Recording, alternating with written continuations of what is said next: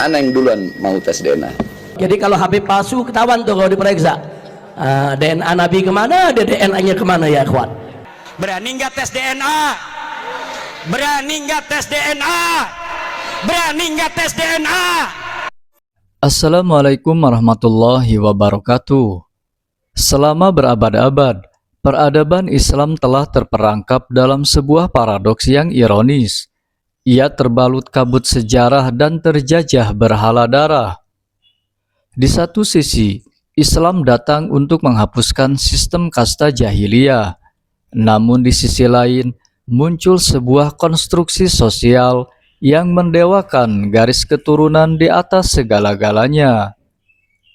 Klaim sebagai keturunan Nabi Muhammad SAW telah bermutasi dari sekedar penanda sejarah menjadi sebuah berhala baru yang menuntut penyembahan sosial, kepatuhan buta, dan privilege ekonomi. Namun sejarah yang ditulis oleh tangan manusia selalu menyisakan celah. Di balik jubah-jubah kemuliaan dan kertas-kertas kuno yang mulai menguning, terdapat narasi-narasi gelap tentang penyusupan, pemalsuan, dan klaim sepihak. Kini para cendekiawan Islam turun tangan berupaya untuk menyingkap kabut tersebut dengan cahaya sains, sebuah perjalanan menuju kejujuran yang tidak bisa ditawar. Institusi nasab seperti Naqobatul Ashraf di berbagai belahan dunia, mulai dari Mesir hingga Robitoh Alawiyah di Nusantara, seringkali bertindak sebagai penjaga gerbang yang memonopoli kebenaran sejarah berbalut kesakralan klaim tanpa didukung oleh konsistensi uji genetik, data, dan fakta sejarah. Para keturunan Nabi Muhammad SAW yang dikenal luas secara nasab dan sejarah, serta uji genetiknya konsisten, kebanyakan justru tidak terhimpun dalam nakobah-nakobah tersebut.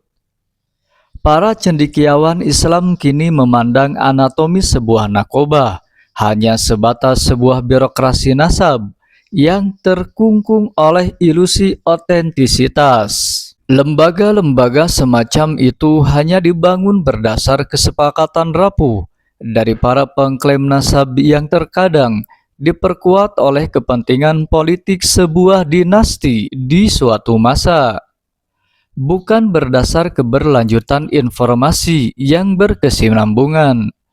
Di masa-masa kekacauan politik seperti runtuhnya kekhalifahan Baghdad atau invasi Mongol, banyak orang asing yang masuk ke wilayah baru dan mengklaim identitas suci ini demi keamanan diri.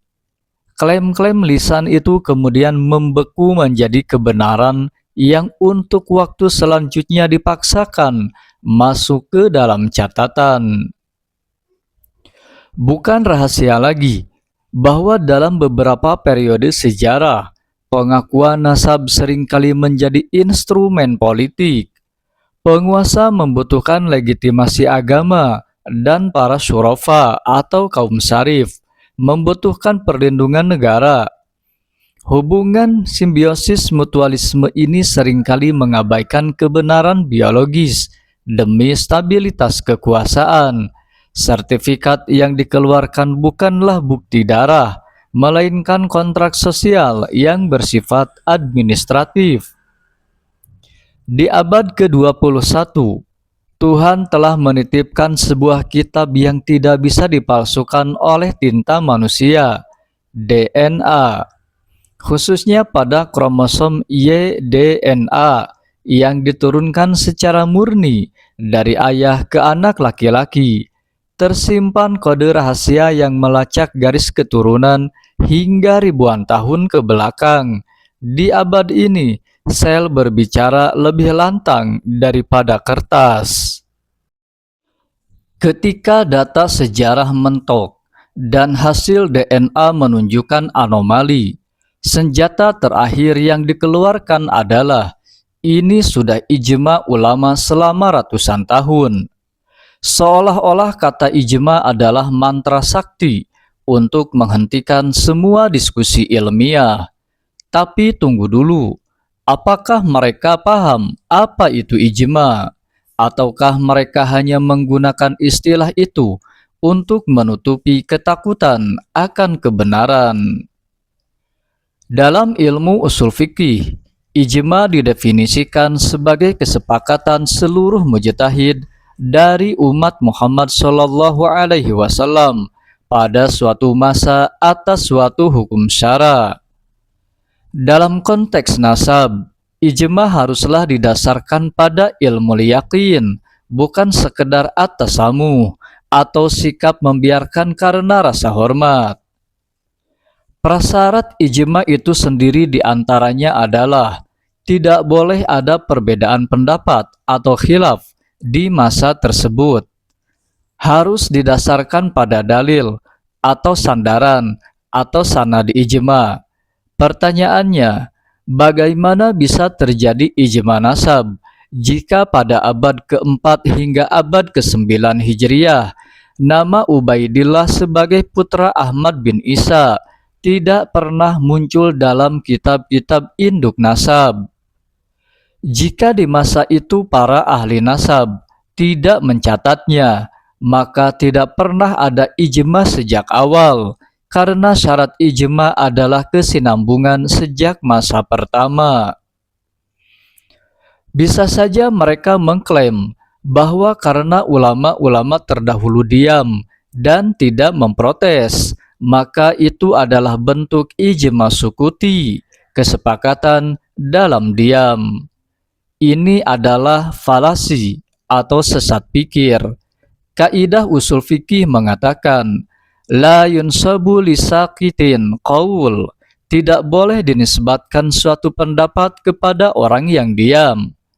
Diamnya para ulama terdahulu bisa jadi karena mereka tidak tahu, tidak sampai beritanya, atau semata-mata menghormati sesama muslim, atau dengan kata lain berhusnudzon.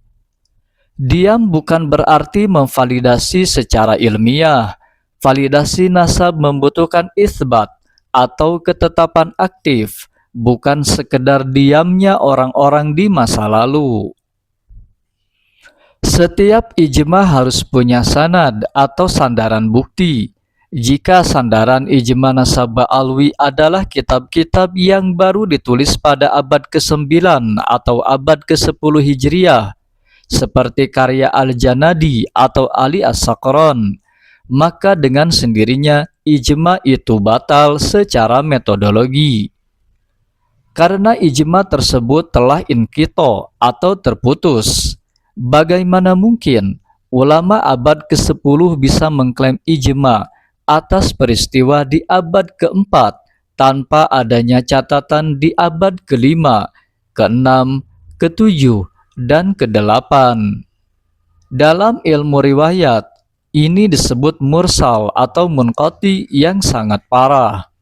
Sesuatu yang terputus mata rantainya tidak bisa dijadikan landasan ijma.